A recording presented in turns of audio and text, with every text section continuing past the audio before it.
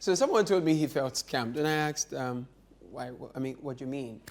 Online scam or something? No, he said he was made to think that he was ordering a workaholic, only for him to get a rapaholic. No, I was confused. So I asked for details. Then the person said, okay, Caleb, see this.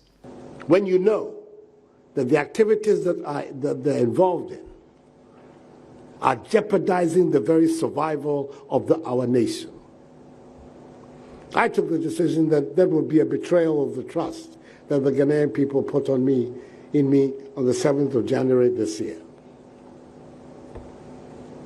And as a result, we established this committee within the government to design a policy for us, not just to stop it, to reclaim the land, to let our rivers work again, but also to see how we can figure a way for all these able-bodied young men who are involved in this activity to find an alternative livelihood.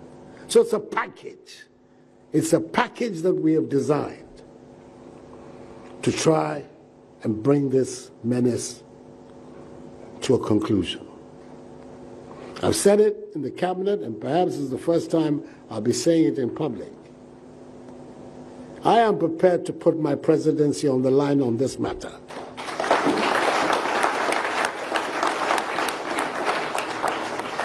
I've heard it being said that I should be careful. Many of these people voted for me, and if I continue this exercise, perhaps they will not vote for me again. If by the grace of God I'm in a position, my party allows me to go again, and I have the health and everything to go again, that I'll not get it again. And I'll say to myself, well,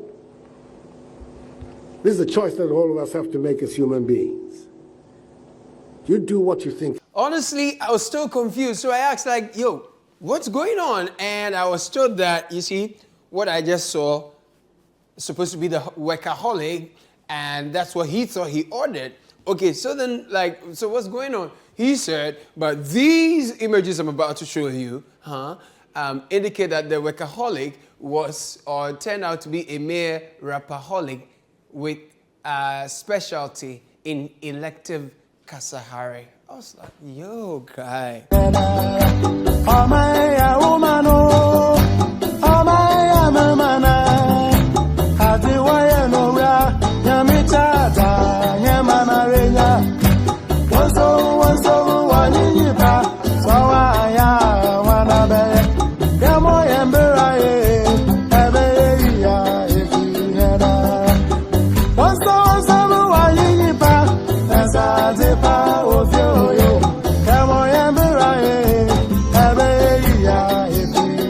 I've said it in the cabinet, and perhaps it's the first time I'll be saying it in public. I am prepared to put my presidency on the line on this matter.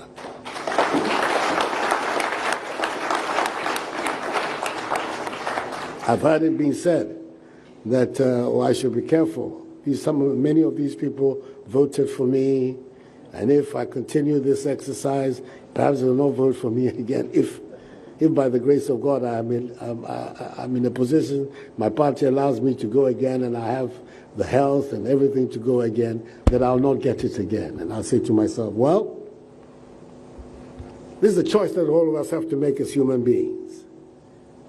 You do what you think. Briefing. Now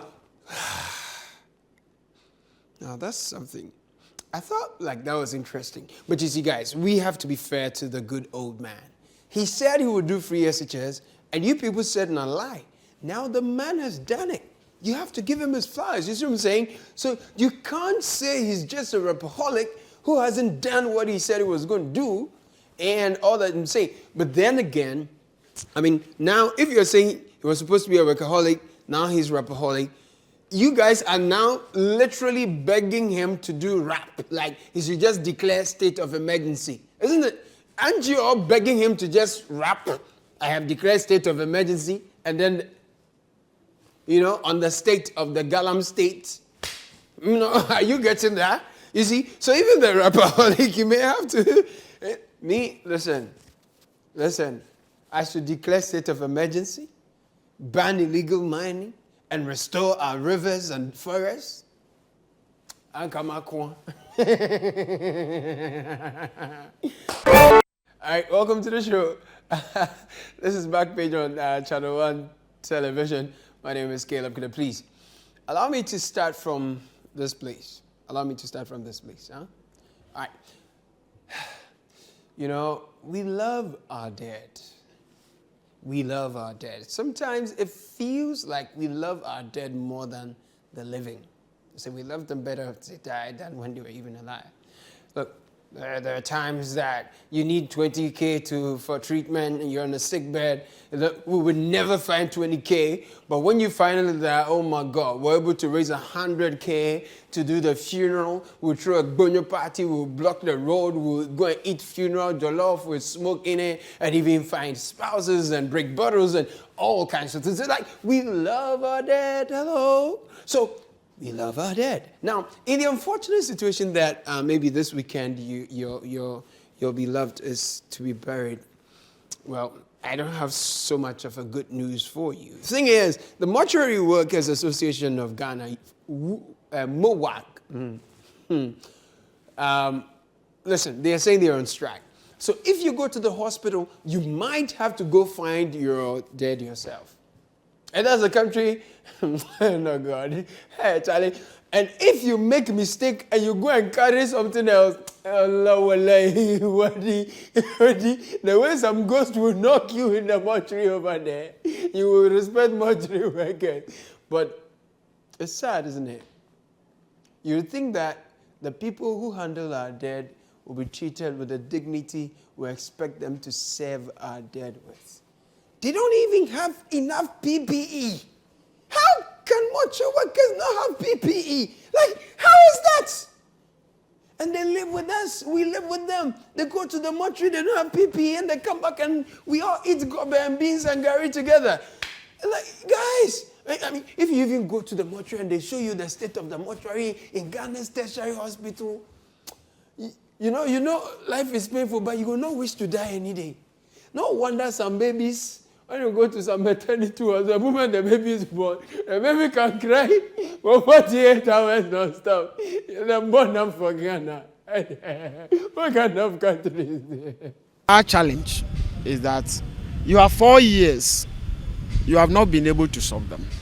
2 months, right. Respectfully. Joe boy! Hey! Can you really do something in 2 months? Especially when you have a campaign that you are going to leave your offices and we shall not see you. Until the election is over, we will never see you. Some of them will never even come back to the offices. So we are not going to joke anymore. We don't have MPP callers. We don't have NDC callers. Right. We are mortuary workers. So, boy! Hey! So therefore, what we are saying is that we are keeping this strike in abeyance. We are giving government 2 weeks from today, which is on the 9th of October 2024. If by that time, all the needs that we are presenting, or our demands that have been presented, which have been with them several years, are not fully resolved within these 2 weeks, then Ghanaians will have anybody who is charged with the responsibility to make sure it is done to be blamed. Oh, David. And you know, if you want the state of a country, the state of mortuary workers should tell you how functional a country is. Honestly. Look, and dear mortuary workers, if you're watching me, you are very important to the economy of Ghana. We appreciate you. We don't say this enough. You contribute massively to the funeral economy of Ghana, which contributes how much to GDP? Plenty money. Ask the guests. When the guys go to Volta or go to Kumasi or go to... Hey, the economy is booming. So we need the mortuary workers. And guys, demand what is due you, okay? If they don't give you, don't return. We are behind you. Right now, I'm told even the ghosts, they're all on strike in solidarity with the mortuary workers. Just say, no, government, you have to do right by our mortuary workers. Give the people their due and pay them good money. For now, we're on strike, which means we are only lucky that mortuary workers are on strike, which means that they are not, they've just laid down their tools, right? See, if you're on strike, you lay down your tools. But if you're on demonstration, you can carry your tools and hit the streets. Choboy, choboy. Yo, you guys say, yo, man, don't do that. Don't let the people carry their tools and do demonstration on the street. Yo, no, don't do that. Take care of the mortuary workers. I'm begging you, right? And if mortuary workers decide, yeah, like I'm saying, if they really decide to hit the streets with their, in solidarity with all the ghosts, Azonto ghosts, woo for you people. Okay, so please take care of my people for me. That's important. So Democracy Hub protesters hit the street. They were demonstrating. So, you know, we've been leading calls, City, Channel 1, we've been leading calls for the president to declare a state of emergency, deal with the galamsey head on and stop pussyfooting and things like that. Now, over the weekend, Democracy Hub embarked on the protests. And they say they were pushing for galamsey. Same stuff, but they were protesting, which is great. There's room for that. Also, it's over saying, yeah, galamsey issues. Now, this protest, I mean, it was going cool. People were playing football and all that on the road, you know, and I was like, okay.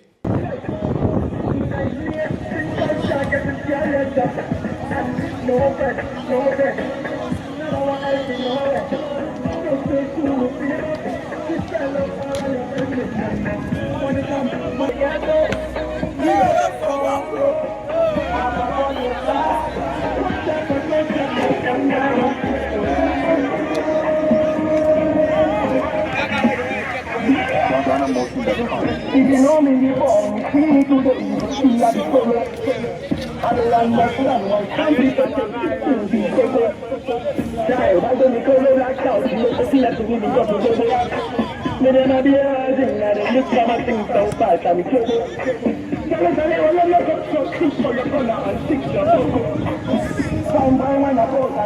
Right, then the protest went on. I was actually at a workshop of the weekend, so when I saw the people were playing ball on the road, I thought, hey, the police and the protesters, they're really having a swell time. Then I saw that the protesters blocked the road to the hospital and then vandalized the campaign materials of Alaji, It Is Possible. I thought, well,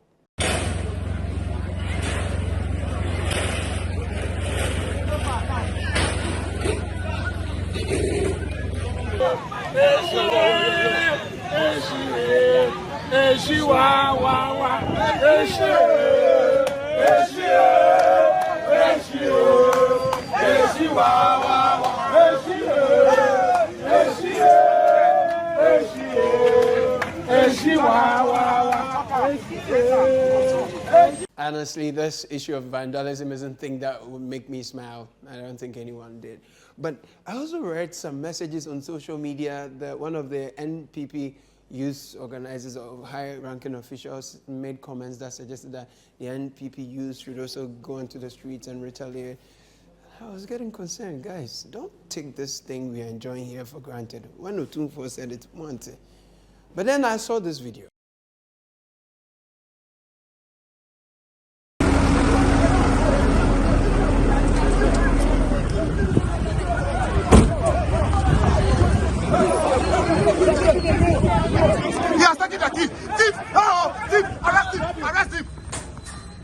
I was like, like, what's going on here? In fact, I cannot believe my eyes. I cannot believe my eyes. Like, why has Vomawo removed the key in the police track? And why was he running away and where was he going? Was he being filmed throughout the protest before? Because the filming of this particular video seemed timed, right? We could take, and look, we could take that key and walk away Kulem and no one would have known. So how did the video get, was it? But I read online, he put on his social media that the police had towed or grounded the vehicle the protesters were using to carry their water, their food, their essentials. So that was their reaction. So maybe dialogue broke down between them and the police. Okay, fine. So, I mean, they broke, protests happened again. once again, I was at the workshop. This was the Constitution Review Consultative Committee.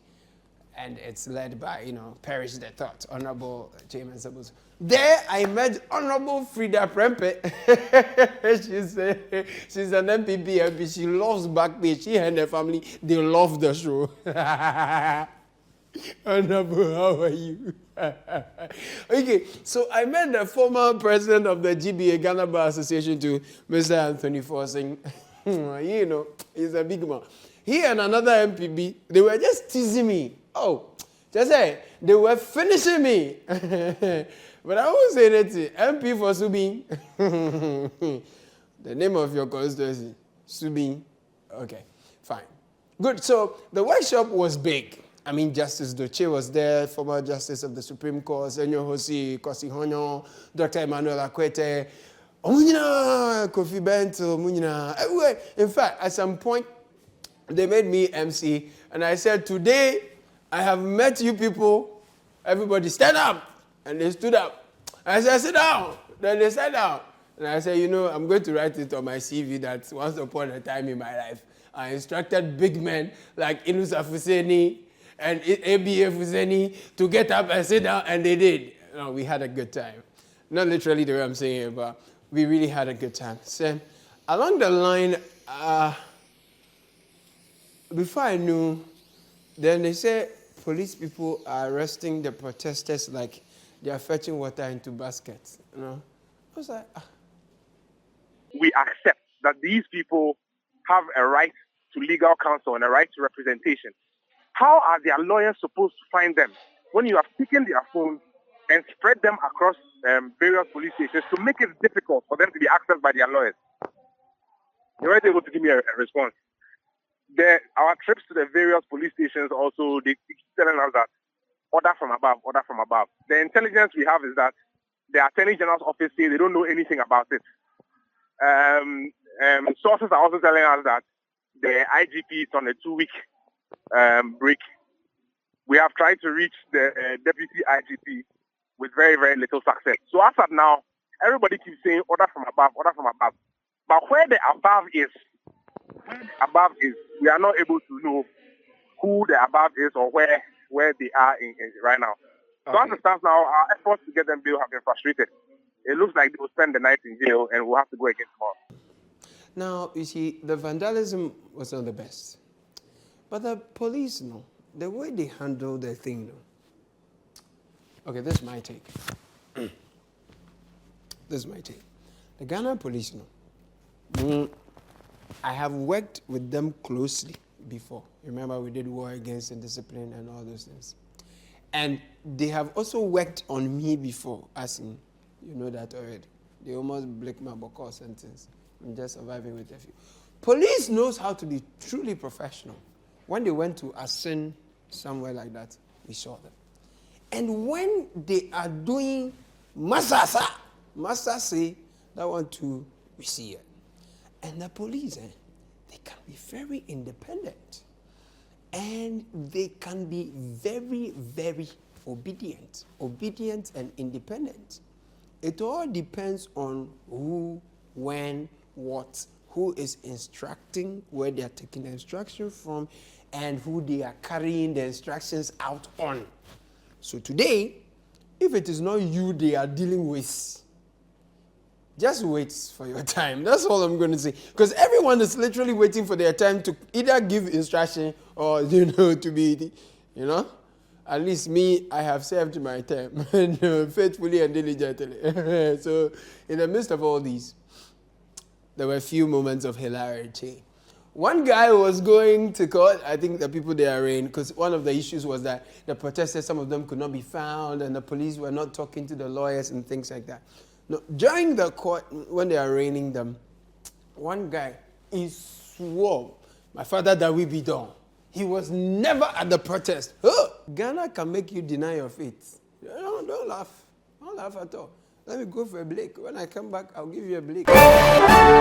Welcome from that break. This is there is a new show on Channel 1 TV called The Constituency. It's hosted by one fantastic young man. His name is Samuel Akom, or Akom. Samuel Akon. He went to Sweden to speak to the voters, Nazi. Among the people he spoke to is my latest favorite grandma. This one that I've said, some short girl will come here and we'll fight on phone. But it's the fancy and how Alban Bagman just chopped stray bullets for me in this interview. It was like... Alban Bagman, or one wash a hinchow, or one wash a way for a kente, or one wash a Selma di bata, into which I say, and in the Equa, and call Obedama. It's our feed it means some Oh my God. Alban Bagman. So Alban Bagman, they say you have turned the speakership into a HO, nothing. But, oh my God. What else could I say? No, but this young cocoa farmer, he is unenthused about the most celebrated trotro mate in town. Baumiana also ban, you want to obey.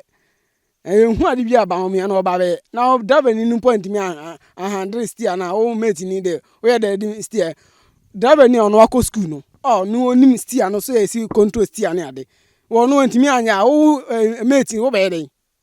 David, I'm why, Baumian why. I see a Pamano, Mahamano, Wabedi pain, Wabedi pain. By Yasha Mahama, Nama Mo Babuyan, Nanado, Nebaumian, or Mamma Mo Babuyana. Difference won't be. Difference won't be brave. If he says, I blame me to a mere queer name, is I a carpenter. Tama Nama Hammer also, let me a more cry. Me and Edma Kama, but a man nipped the Bamons was his scammer. And the Edman Wajiji and soon scammer and what if ye? No common edo. Well, the Constituency is on 7 p.m. on Tuesdays on Channel 1 TV. There are repeats during the week, and then make a date also for that. There is another one is hosted by Chris. Chris, you know, he's a chief in his village, but in Accra, he's a solid reporter on radio. From 10 p.m. to 12 p.m., Monday to Thursday, every day, every week. It's called Ballot Box. People call into the show and they free their mind among other things. I hear when the ECU was doing this thing, the way the callers called in and brushed Jean Mensa's teeth on the radio. No, God. Ghana for Obesuma.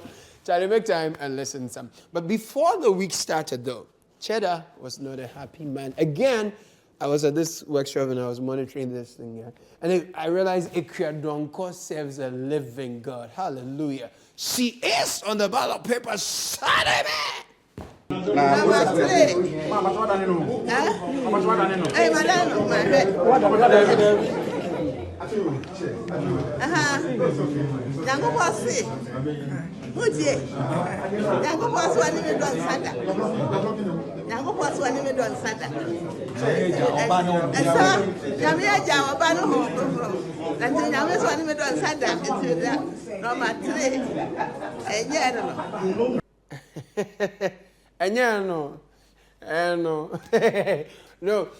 I thought the NDC wasn't happy. Cheddar also was not happy. Yeah, I said that. Listen to Cheddar. He stormed out of the place. Yeah. So this one, I'm folding it. I'm folding one.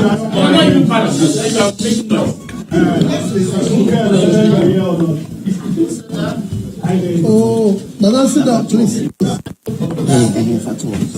sorry that we're all here for one. Two, I'm folding.